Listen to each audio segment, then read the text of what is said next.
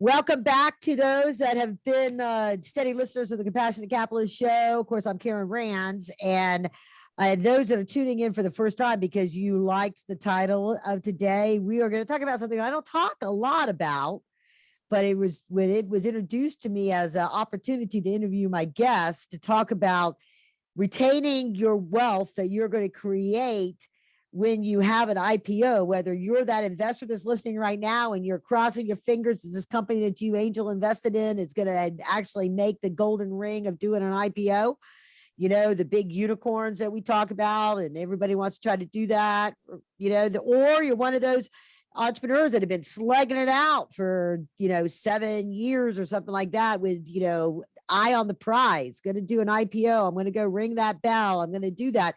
And so many times, our tax laws are so complicated and you can just get eat up in all kinds of different things that they have specific to not even just capital gains, but other things, that we are about creating wealth, but more importantly, retaining wealth, because it is through retaining wealth after you create wealth that you're able to do the things that we talk about as a compassionate capitalist, right?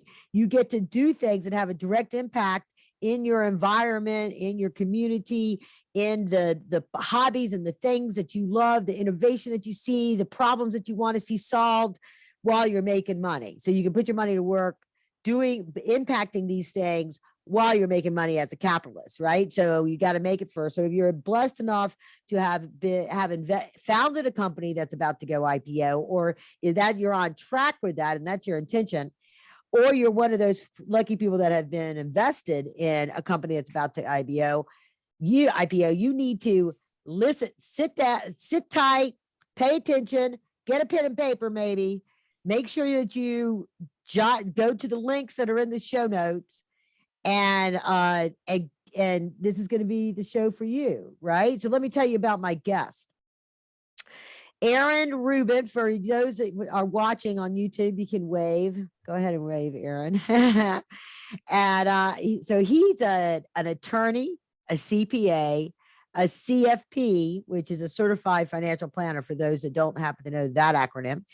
He runs a wealth management practice that integrates tax, financial planning, and investing.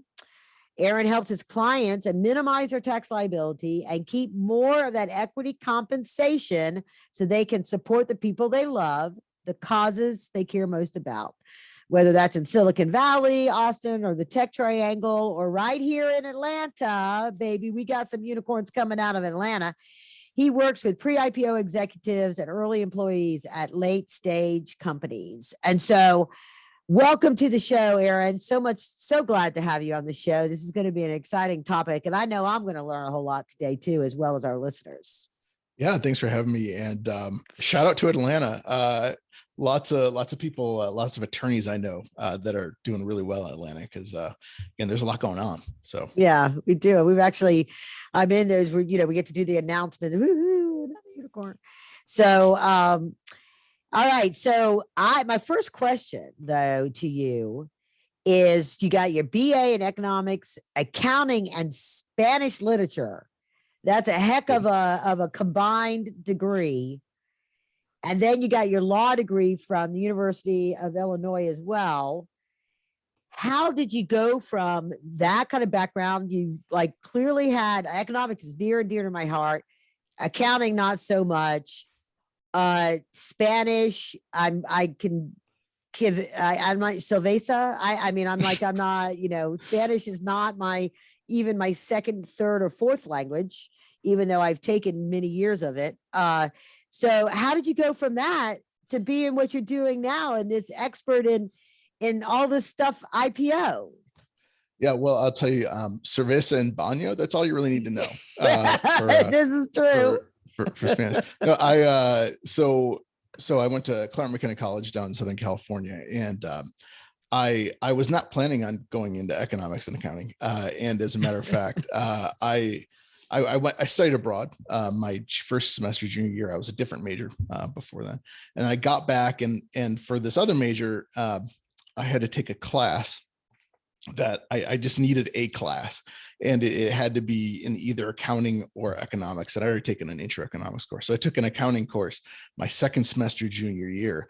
And after the first week, I was like, I love this. This is me. And it shouldn't have surprised me. I actually come from a long line of accountants. My dad was, and we have other people in the family. But from there, I fell in love with it, and then changed my major, that week, and then continue on through college, and then decided to go to law school. It's always been a dream of mine to do law school, and so had the opportunity. Got in University of Illinois, which is a great school, and while I was there, met who was going to be my wife, and her father was in the wealth management space, also a CPA. And also had and essentially had a practice where he integrated that tax and wealth side. And so sort of our backgrounds and everything just sort of aligned perfectly. And I'd say the thing I learned the most in law school was you have to be pragmatic, and you have to be willing to take the risks, that are worth taking. And so I, after law school, I spent 3 years in public accounting. And then my father-in-law asked me to join him in his practice about 13 years ago. So I've been doing that ever since. I mean, I took the bar and did all the, it took the CPA exam, did all those other things in between, right? So Yeah, just sure. just details. Yeah. But yeah, I became a professional test taker, as I like to say. So, and then you also wrote a book, Financial Adulting, which is a guide to help young professionals navigate tax, investment, and estate planning. Young professionals. So most people don't think about that until they're, not so young. So I guess you figured out, you're pretty young, that this was something that other people like yourself needed to know that they didn't know. Yeah, it's having conversations with my friends and hearing their really bad decisions. I thought, okay, this needs to stop, and I decided to write the book, more of a pet project to help the people that sort of need the help the most, people right out of college, and those who have young families, it's more geared towards. Yeah. So let's dig into our topic, right? We've got, the tax laws are really complex, and that's just for regular old business owners, right? That have this, or people that are, the capital gains of buying and selling in regular investments. Share with our listeners about the things that they may not have thought about, that, private stock, when it's that event compared to like an acquisition, right? And maybe it's the same, but it seems like there might be other mitigating factors when there's an IPO involved and you're figuring out a tax basis, a tax penalty, or a tax obligation, things like that. And there's, I know there was some special rules right around the .com, and a lot of that IPO activity that was going on that got a whole lot of young, first, early on, single digit founders, part of the initial founding team.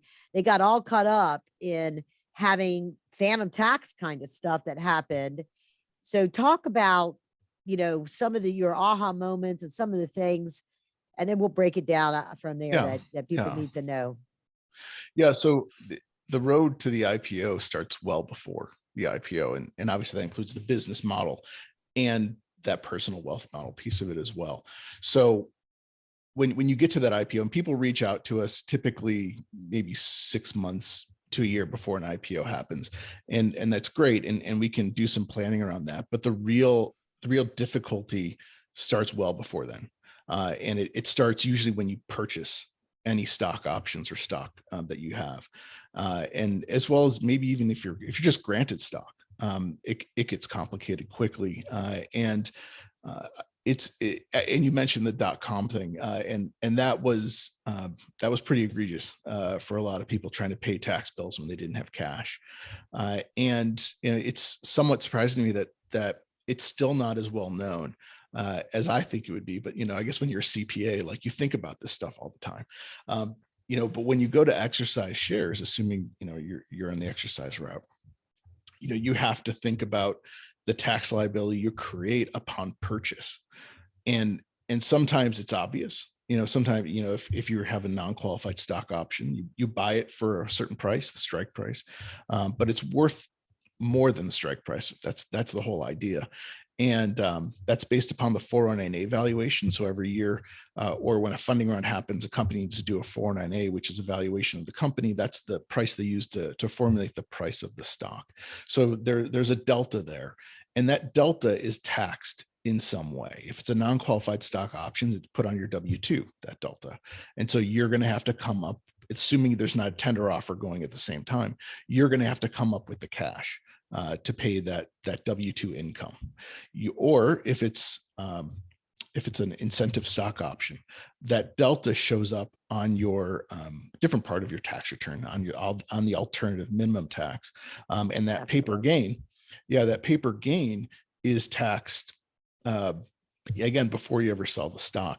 And again, you have to come up with that money before you can sell it. Typically, I mean, and that's the beauty of it, is that there's a whole niche of lending and contracts that have formulated to answer that call and that issue that people have with the AMT and purchasing non-qualified stock options.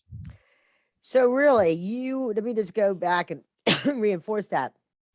You have to pay your tax burden on a liquidity event for stock before the liquidity event happens? You do. You do typically almost, and again, with limited, and again, there are tools baked in there. And then it's, as you mentioned, the tax code is so complex, and there's so many choices to make that people don't know you can make sometimes. So for instance, when you join a company early on, or whenever you join a company, but especially early on, when that strike price is really low, they're going to issue that stock. If you're a founder, or even if you're an early employee, at a strike price, it might be 18 cents, it might be 10 cents. We have lots of clients in that situation. And you might be issued, a couple million shares.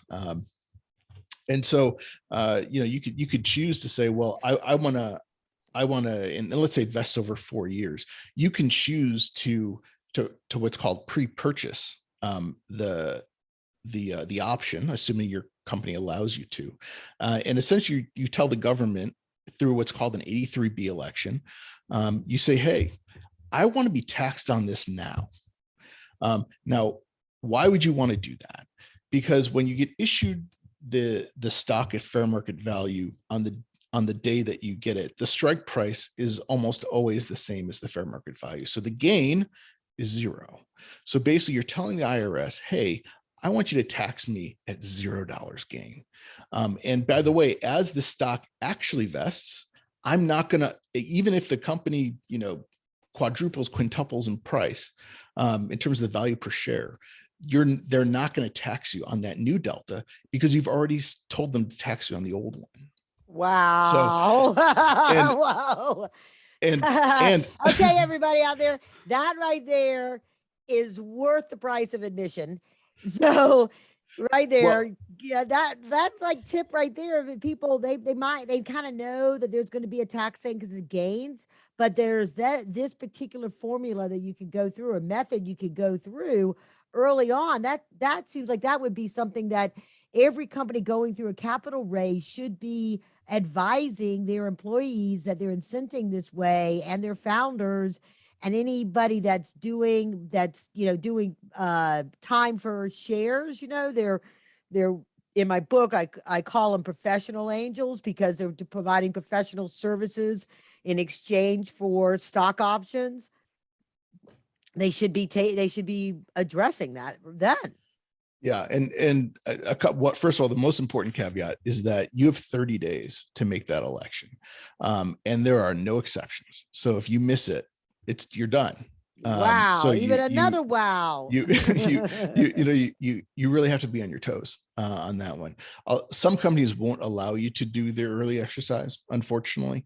And we've had some clients whose companies are very proactive, and they'll tell them, hey, you should be doing an A3B on this, especially when it comes to restricted stock awards, RSAs, because the RSAs, they're not an option. They're just a grant of stock, usually to early employees. And on that grant of stock, because you're not really paying anything, you could tell the IRS, hey, I want to be taxed on these 400,000 shares, which are valued at 10 cents, a piece, and, put it on my W-2. So you get taxed on that ahead of time. And again, you don't get taxed on in the future when it actually vests. So there's many different places you can use it. Again, not all companies let you do the early exercise, but if you do, it can be a really great tool. Yeah. Why would a company not do an early exercise? I don't know why they don't do it. That's a good question. But it's a question we always have our clients ask, when they come in and they say, hey, I'm a lot of our clients, it's their second go around, where they're, they've made their money, we've helped them, with that IPO, and then they're going into a new company, or maybe they're at a pre-IPO company and they're moving jobs, which happens a lot here in Silicon Valley. And we say, well, can you do the early exercise for this new company? And a lot of times the answer is no. It's sort of surprising to me. I don't know if it's an administrative thing, or maybe the lawyers just don't like it. Lawyers are just a pain. So it might be an education thing. They don't know it, so they don't encourage it. Yeah. Well, again, the plan document has to allow for it. And I don't know why more plans don't. I just don't know. When you say plan, meaning the stock option awards, or Right. the grant, the GSS, you said, is it grant of stock, GOS? Yeah, the RSA, or whatever it might be. RSA. Because some stock is 83Bable, some stock isn't. Again, it's one of those things that they make it really difficult for the taxpayer to know what to do. But again, that plan document, whether it's the stock option document or the stock award document, they have rules baked in there, in terms of like transferability, or Sure. everything's governed by that plan.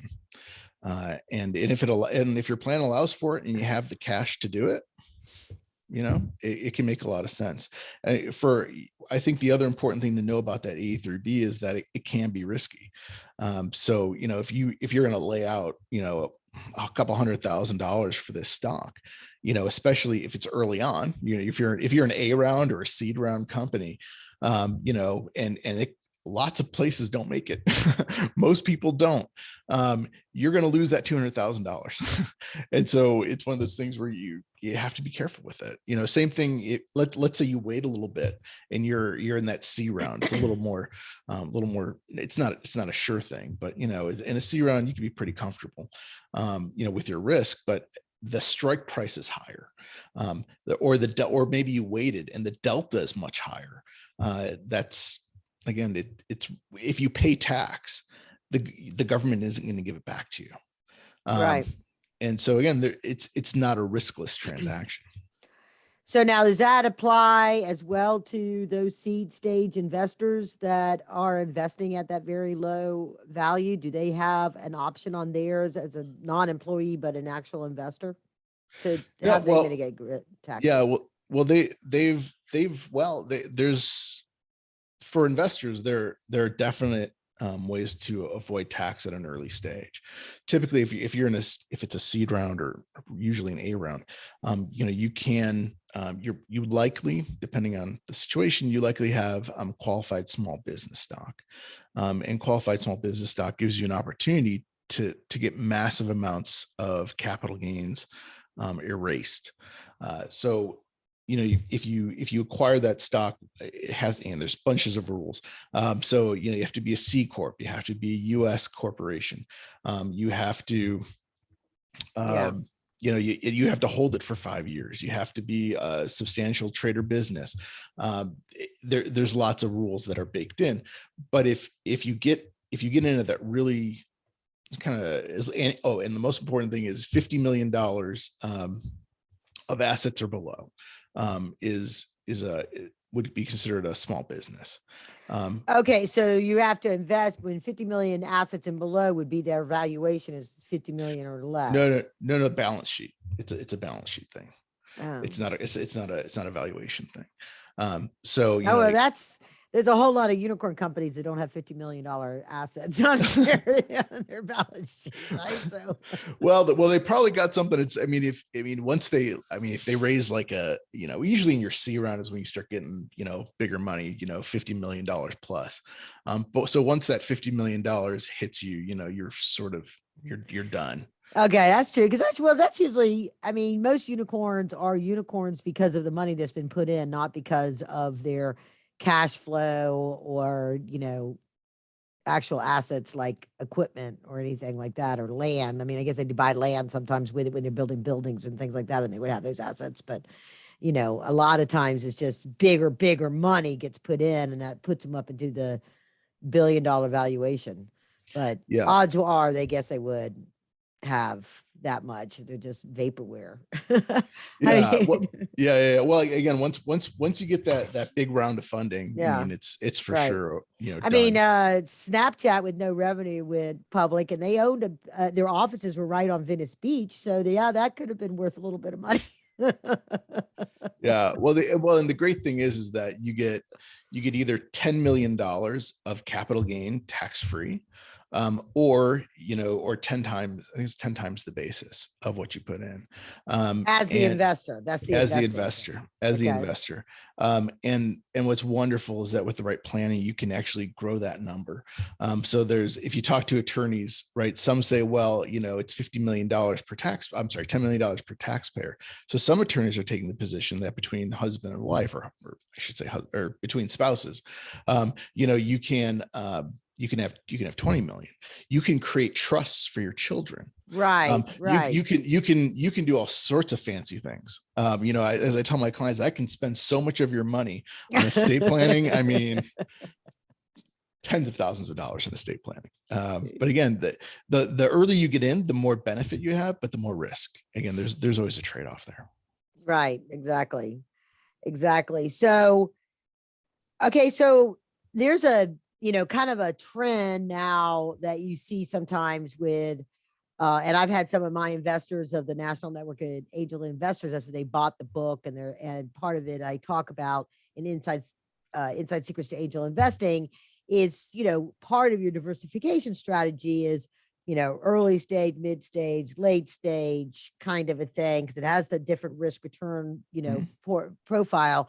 And they'll call me and they say, well, Karen, what do you think about buying these pre-IPO stocks on, these like a Republic or a Micro Ventures? And and so talk about on both sides of that equation, right? So you got people going in, it's just a straight up for that investor that's going in and buying that stock that may only be 20 or 30% less than what the anticipated strike price is going to be, unlike a multiple where they bought it at, the original investors bought it at 10 cents and now it's going public at $10, right? It's like, that's a big delta, but they might be buying the pre-IPO at $9 with the strike price at 10. So there's, is that, first question then, is that normal capital gains there? There's really nothing to be mitigated there? Or is there something that carries through from the person that's selling? And then on the flip side, the person that's selling it, obviously there is a restricted stock, but assuming that it's not a restricted stock, they're going to pay their capital gains that different from an IPO type of tax, straight up normal capital gains from their basis point here to when they sell it. What is that? How does that work out? So the way it works out is it's complicated. Yeah. I think that's the theme of the show today, is that the tax code is complicated. And so when you have a complicated tax code, you have complicated solutions. And so we've worked on lots of different projects with people trying to get that liquidity before that IPO happens, in so many different ways. So there's vendors of all sorts out there, and there's some really cutting edge stuff going on right now, and that I'll talk about in a second. But there's two main ways of doing it. One, is a prepaid contract, and the second is a loan. And so there's bunches of lenders out there that specialize in lending on either pre-IPO stock or the stock options themselves. And the options thing, basically what happens is with the options, you have to buy the options with the money that you're contractually obligated to do that. And what makes that interesting is that the 409A is the valuation given by the company. That's not necessarily the actual price that a willing buyer and seller are going to come out at. Oftentimes, and I've seen it where the 409A is at $12, the preferred price is closer to 24, 25. And the lenders will loan on a certain loan to value on those preferred shares. At the meantime, there's an arbitrage opportunity between the preferred shares and the 409A. And so that's how people can get some money out that way. Because it's a loan and it's structured not to close until the person can actually deliver the shares, it's not taxed right away. It's only taxed when the event happens where you have to move the shares, because oftentimes these companies, when they do the lending, they'll charge you an interest rate, and the interest rate might actually sound really reasonable. 6%, was 6%. It's probably closer to 8 or 10 right now because of the interest rate movement. But in addition to the interest rate, they're going to want a piece of the pie. They're going to demand a percentage of your shares, range as anywhere between, depending on the length of the contract, 10 to 15% of the number of shares. So at the end of the loan, you're going to deliver shares to the lender. At that point, the transaction is closed, and that's when you will recognize your capital gains at that point.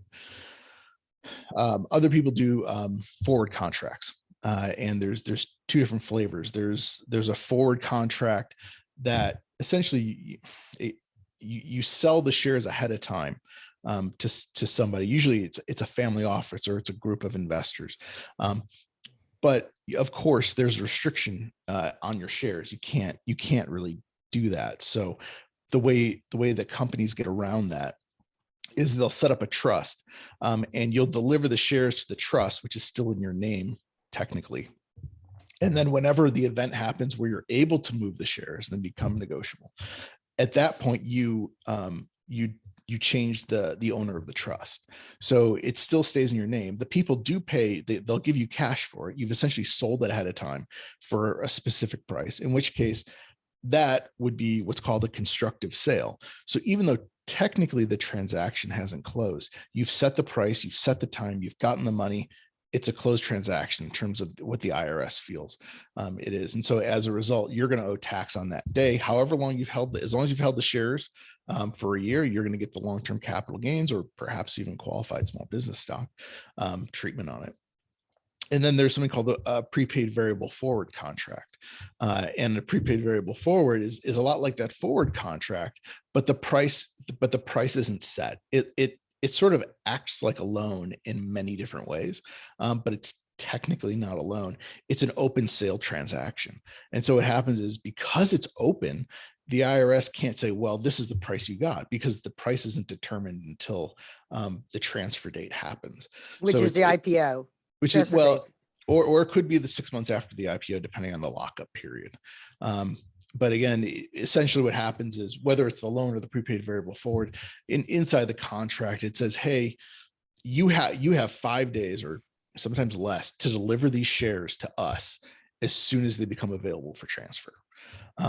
And if you really want to start playing games and have things really interesting, what you can do is you can take different shares to repay. So let's say you had restricted stock units, which didn't vest until the IPO date or 6 months after, whatever the plan says. You can take the higher basis shares, repay the loan with higher basis shares, and avoid some of the tax on the lower basis shares that you got the loan for. So there's all these little intricacies that happen when you start buying and selling the shares. And the people on the other side of the transaction, again, if it's a forward contract and it's a constructive sale, you've purchased it on a particular day, Again, I would argue that, that's your date of acquisition. And let's say it's a year until the actual IPO happens. I would say you probably do have long-term capital gain at that point. If it's a prepaid variable forward contract or a loan, then, the transaction hasn't closed until you got the shares. So your holding period doesn't start until the close of the transaction. Wow. Okay. So we're going to come back to that in a second, but I can tell you right now, for y'all that aren't watching, his name, his title on this thing is pre-IPO Stock Options Whisperer. Well, you just got whispered to right there. So, Aaron, share your website with everybody so they know where they can go right now, because this is a hot topic. Go where they can go get more information and connect up with you. Yeah, WRPwealth.com. And of course, we have a blog, and you can search our website and find, we have lots of articles on A through B and lending and all that other stuff. So it's okay. A lot of information. All right. So let's see that. Let me just make sure that everybody, that's WRP, and that's for Werba, Rubin, Papier as the name of the firm, Wealth. Okay, so that's how you got it. And okay, so all right, all those different packages that you just sort of talked about with the forward prepaid contract, these different ways that they can go about doing that. Are those individuals that do that, or is it usually through and when before we got on, I was talking about some of these funds I've heard about that pool investor money with the benefit that they're going to get almost like a mutual fund of pre-IPOs. And then those companies go out to those, early founder / employee people that, are looking to get some kind of liquidity before, maybe because they didn't get the tax thing and they know they're getting ready to have a tax burden. So they want to get that money for whatever reason. They're selling that. So is it, so is it individuals? Is it that? And if on these organizations that are like TradeStation and Micro Ventures, is that sort of the mechanism behind the curtain? And they're advertising it as if a person is buying somebody's shares, because they'll, I get those things that say I can go get, 23andme.com before they go public, and I can buy that shares and it's a minimum X amount. And really behind the curtains, they're operating as kind of these loan type transactions. Yeah, I can, the people that do these loans for the individuals, again, they have investors behind them, certainly. And I can name them off for you, not the investors, but the companies. Now, whether or not some of the other platforms you're talking about kind of turns around and kind of takes those shares, or I know family offices are heavily involved in some of those things, because they have these families that are really into a particular kind of stock. So some are really into gaming stocks, and some are really into everything under the sun, cannabis, whatever it might be. Essentially, if someone's telling you, yes, you're going to have these shares in 23andMe, they probably don't actually physically have the shares yet. They're committed to getting the shares, and they're contractually obligated to receive them. Sometimes, it's that forward contract where they've already paid for them, the constructive sale, all that's already happened. But it's hard to imagine that that someone's able to transfer the shares, easily, or probably at all. Oh yeah. So it's not like they now person A selling, person B now actually owns that stock certificate or that thing. Yeah. I think it is designed to be whatever as part of the IPO. I haven't dug in. I mean, I had asked questions, but I didn't ask these kind of questions before. Yeah. So that's why I'm not really sure how. I thought it was, person to person, and now I own them. And then when they go public, I'm going to be the person that, gets the benefit of it having gone public. But in reality, it may be some other, laundry cleanup of transactions that happens based, as you say, on the restricted dates, and things like that. Yeah, and that's not even like the cutting edge stuff. I mean, that's stuff that's been around for a while. I mean, there's an outfit out there that's doing puts and calls on pre-IPO stock, which it amazes me. But they're doing it. And they're issuing the calls that they're already in the either they're usually at the money, and I mean it's wild. People are getting really creative out there, which is the beauty of capitalism. And the free Well, market. yeah, and money. I think of money as a living being that navigates itself to wherever it can replicate and multiply, and we're always there's always money is always finding a way to make more money. I feel like as a natural entity, if you get out of the way. Yeah, and actually I know a guy who his new business model, he just started this venture like a month ago, 2 months ago. His whole thing is helping people who are at pre-IPO companies get the best deal out there. So he will shop it around for prepaid variable forward contracts and puts and calls, and he'll shop it around for loans to different organizations. And he essentially does all the negotiating, and that's how he makes his money. I mean, that's how crazy it's become, that you sort of almost need a consultant to go out there for you and advocate for you, because all these things are negotiable.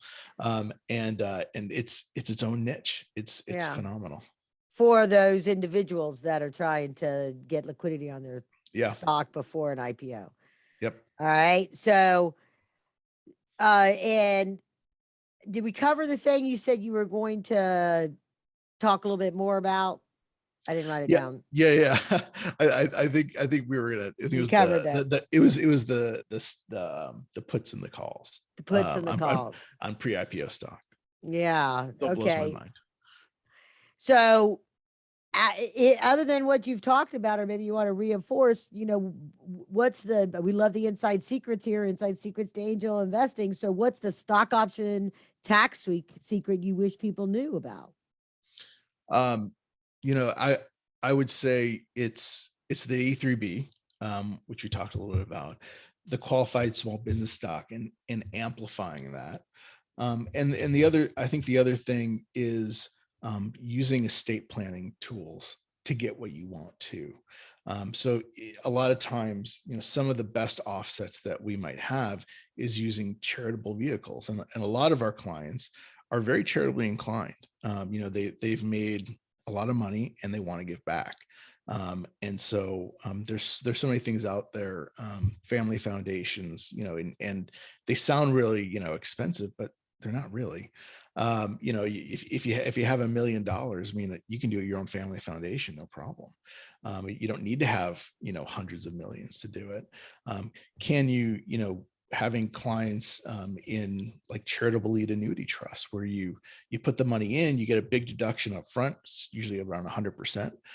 The money goes to your own foundation for a period of time, and then you can get some of the money back at the end. And you can do all sorts of interesting things within the foundation too. So again, there's the sky's the limit, right? It's really about finding your passion and trying to execute on it. Yeah. And the other thing that probably bears mentioning is how you deploy or how you reinvest your proceeds makes a big difference. Because if let's say you were at a qualified small business stock, you had some of that, but it ends before the 5 years is up, you can actually roll that over into another small business and keep the clock going as long as you do it within 6 months. So things like that can help mitigate some of the tax. Investing in stocks so that you're getting the losses from the stocks while you're investing. So that's one of our big things is we call it active tax loss harvesting. And so when we go to redeploy capital, assuming we're not going to reinvest it in an angel company, a lot of our clients, they have their pet projects or they have their friends that are starting their own companies. But on the active, if they decide to actually stick it, more as a core part of their portfolio, if instead of using ETFs, mutual funds, if instead you use individual stocks you can capture losses in those stocks as time goes on, and use those capital losses that you're going to get from the companies. Even if the market's going up, you're going to have losses within some companies. You can grab those losses and use them to offset incentive stock option capital gain, or any capital gain for that matter. So you can soup up the returns on your portfolio using tax alpha, and it's a powerful tool. Wow. Yeah, absolutely. Okay. So for those of our listeners that maybe haven't gone through one of their new to angel investing, they're new to this kind of stuff, there's a lot of detail in what you described. This is something that, when do they start planning for this? And if somebody's listened to this and it's all Greek to them, they're invested through an angel group, or they invested, through one of a 506c on a, they don't have a direct connection necessarily with the founders like you would at a seed stage. They've come in at a little bit later stage, and they've purchased it as an accredited investor, and they're just kind of waiting, expecting, not sure when this is going to happen. So can they go outside of the company's things and come to somebody like yourself and say, hey, here's my documents, my subscription agreements, and like that? Is there anything in there, or do I need to start putting money away to prepare for my tax liability if something positive happens here? What's something that the folks that have never been through this process, they just fell in love with this company and stroked a check for 20 grand or whatever to put in there, what's something that they should be reflecting on or considering, because they're about to have a wake-up call when their company that they're investing in goes public? Yeah. So, for later round investors, you're probably not going to get the qualified small business stock. And if you're late enough, again, if you're post C round, you're probably not going to get it. And so, go ahead. Well, the qualified small business stock is based off of a revenue. Is it the $50 million balance sheet, or once your balance sheet has over $50 million on it, then you're no longer qualified, right? Then you're no longer qualified. It's certainly, especially when you get in like D&E around and you're getting 200 million, 100 million. Yeah. It's way over by that time. But again, for those groups, there's not a lot of tax planning to do at that point.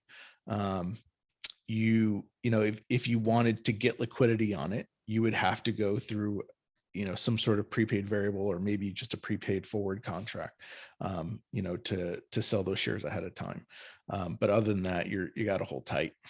Okay. But in those cases where they have purchased at a little bit later date, are they going to be paying taxes that just straight up at the time that they sell that stock, if it goes public, but they don't sell the stock in the public market until, however long, right? It's just a difference of that basis point where whatever the valuation was that they participated in, and it's just regular old capital gains. They don't have phantom taxes that they have to pay. No, they shouldn't have any phantom tax. The phantom tax happens when you acquire the stock, not before you sell. Yeah. Then they have the ability though to roll over into additional angel investments and defer their taxes. Capital. Well, again, that's really a qualified small business stock thing. 1031 exchanges don't apply to stock. And so again, that's more of a qualified small business thing. Okay. All right. And then, okay, so good. So that helps that piece of it. I just want to make sure there's people that are, I know just enough to be dangerous, but there's a lot of folks that get involved in this kind of angel investing and this kind of stuff, and hoping for the pre-IPO or the IPO, I should say. And they know even less than me. They just sort of are jumping in because it's exciting. And so, I just want to make sure I cover some of the basis, and I may not even know what I don't know to ask. So right. What am I not asking that, that the people in the middle might need to understand, because there are so many ways that people can play when it comes to companies that are, your traditional gambit, right? Of the, private company that raises traditional money from an angel investor group or from friends and family, and then an angel investor group, and then a VC, and that's your traditional. But now we've got all these overlays of different ways that people can play, even with some of these Reg CF kind of companies, right? And they're participating in an LLC that is participating early on. So it is way before their $50 million, type of valuation or even, the balance sheet. And so now they're in an LLC, and even some angel groups participate through an LLC and do their offering through an LLC. Does any of this change once you're in an LLC doing it? It only is applicable individual to actual, investment in the company. And so through an LLC, it's a whole nother different issue. Yeah. Most of the times the benefits will flow through. You have to be, I mean, the regs are so horrible when it comes to the qualified small business stock. And oftentimes, we have attorneys that we work with, they're specialists in qualified small business stock. And oftentimes we'll call them in and because again, a single transaction that happened with a founder years ago could impact, their status. And so it gets super complicated. Again, I believe most of the benefits flow through, but again, if you're in a more complicated situation, unfortunately, you're going to have to pay an attorney. Yeah. If you really want to get, a solid legal opinion on it. Yeah. So yeah, I know that some of the angel groups will include in their LLC formation and the subscription agreement or the terms that they think that the company has to put aside money for phantom taxes. And to pay that, because they're, they anticipate that would be happening. And in part, I guess, because when it may be when they're still private, and the company is, generating revenues that they're gonna have to pay taxes on, but that's going in, and then therefore the investors have to pay taxes on it and all that kind of stuff, right? So the investors don't want to come out of pocket to pay taxes on something that they haven't had a liquidity event on yet. Sure. Right? Yeah. That's sort of less of a capital gain problem, more of a K1 K1 issue, Right. where you have, the business flow through income coming onto a K1, which of course, obviously the company who you're invested in, they want to keep the cash because they're growing, right? That's how you fuel growth. Yeah. But you hate to stick, as an investor, you don't want to have to pay, loads of tax on revenue that you technically don't see. So would this show up in there? I'm sorry, go ahead. I was going to say the other thing I was going to say, if you are a later stage investor, but you still have a lot of capital gain, what I tell all my clients who have low basis stock, from whatever source, never give cash to a charitable organization ever again. You should always give stock. Because the capital gain, if you give the stock to the capital gain, with the capital gain, as long as it's long-term capital gain, you send it over to, whether it's a donor advised fund or an organization itself. They don't pay tax, right? They're a charitable organization. You don't get as in terms of the tax benefit. You have to be careful because the amount you can give actually decreases when you use appreciated stock. But assuming you're within those limits, you don't pay the income tax. You just sort of give it to the charity and they don't pay it. Yeah. Oh, I love this stuff. All right. So, okay. So what would be a question that I'm a brilliant entrepreneur. I'm getting ready to raise my first round of capital. Okay. What's the question I need to be asking my lawyer when they're creating my subscription agreements and my offering memorandum that needs to be included in there? That, like, I don't even know, I don't know what to ask. I don't know what questions to ask, but I don't want to wake up and realize that I don't have, I missed my opportunity to allow my founding shareholders and my early employees that are getting half cash salary and half stock options so that they don't get this benefit, right? The thing that you talked about earlier on when, Yeah. being able to get was the RSA, right? Or something, I think it was. Yeah. And the 83B election. Did I get those right? Yep. So, Yep. yeah. So what is the question? Is it as simple as like doing a word search on your document and seeing if it has an 83B in there and then, oh yeah, they thought about it? Or like, what is it? What am I supposed to be asking my lawyers that are putting this together to see if they know their stuff? Yeah. Right. Because you have you don't go to your tax guy to get your documents for raising capital together. You go to your lawyer, but this sounds like stuff that should be part of the lawyer documents that you're making your investors sign.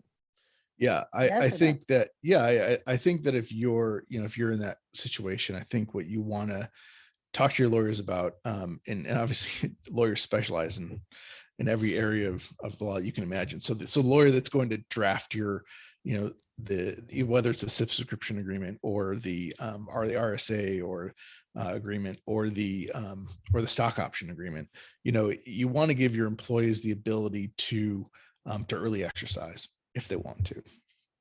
And I'd say, that'd be the one question. If I was working on the option agreement, I'd say, hey, will my employees be able to early exercise? Because the 83B is not really going to show up in that document because the 83B is a personal election that the individual makes. It doesn't really have much to do with the company. Although when you do an 83B election, you deliver a copy to the IRS, you deliver a copy to the company, that notwithstanding. And if you're going to be using, vendors, I mean, the RSA, they should be able to do the 83B no matter what, because it's not, you're not accelerating the vesting. You're not accelerating a purchase that technically can't occur. It's just, you're telling the IRS, hey, by the way, I'm going to be getting these shares over time. Just make sure I'm taxed on it now. So again, I'd say, with the shareholders, or the people that are the venture capitalists, you're going to end up, you're buying the shares at par or well, probably not buying at par, but you're buying the shares for a particular price. That's going to be your basis. Again, I think it's more about letting the employees having a chance to really make some hay on that 83B election. The other thing, obviously, for your investors, I mean, I'm sure I don't get involved, at that level, but, a US C Corp, for me would be important, just for purposes of qualified small business stock. Oh yeah.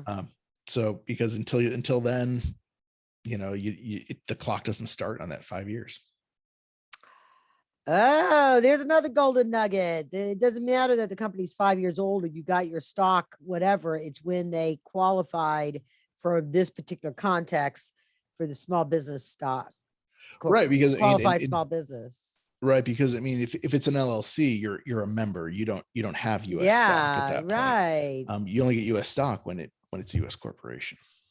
Yeah, and usually a lot of times companies, the general kind of word on the street for companies is LLC until you start making a lot of profit, and then you're going to convert into a C Corp with preferred and common, particularly when you get your first an institutional round.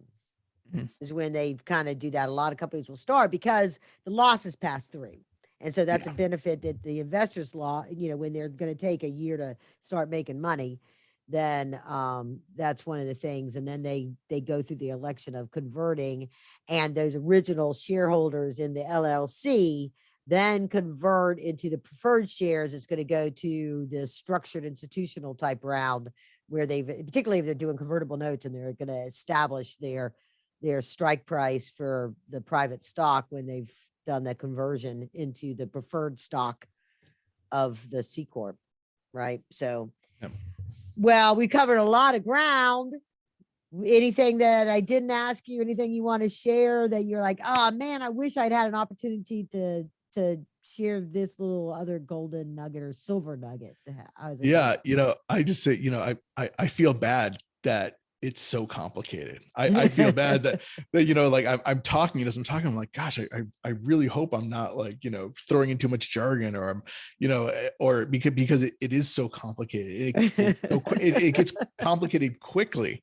You know, that it's tough. It's tough. Yeah. And the IRS doesn't make it easy. And if we look at like, you know, some of the new laws that they're talking about, like in California, you know, about mark to market taxation, that could be one of the biggest nightmares in the history of Yeah. the US. Well, I didn't even think about that. We're all talking federal tax. What about does it vary by state on this stuff? Oh Do they yeah, got that factor to figure out as well? yeah. I mean, Well, see that. California has its own AMT. Oh, right. Yeah. So in That's addition to being federal, you will pay California AMT.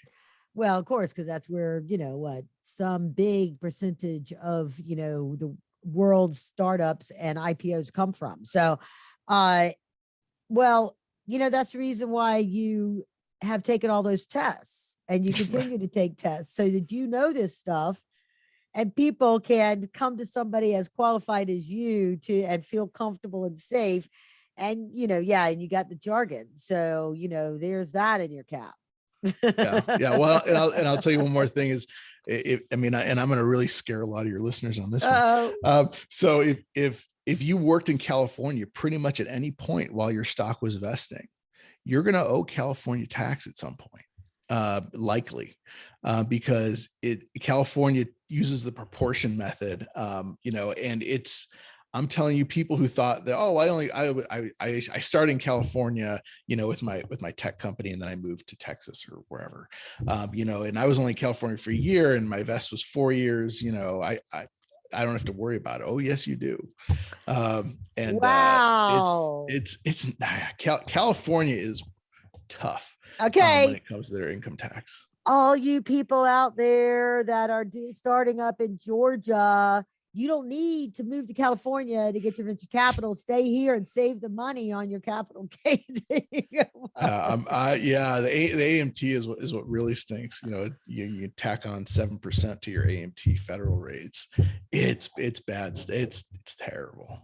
Well, then let's wrap up and say, when should someone at a pre-IPO company or a startup really, because everybody, a lot of them think you know, when should they contact an advisor such as yourself there at Werba, Rubin, Papier?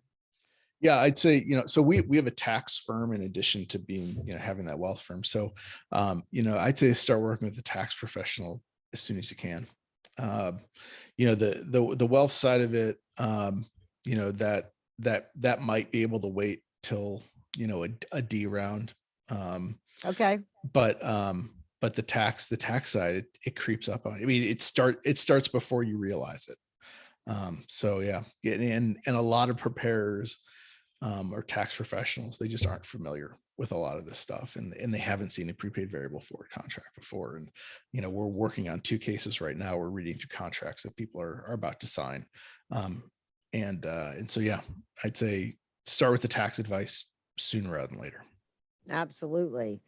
All right. Thank you so much, Aaron, for being on the show.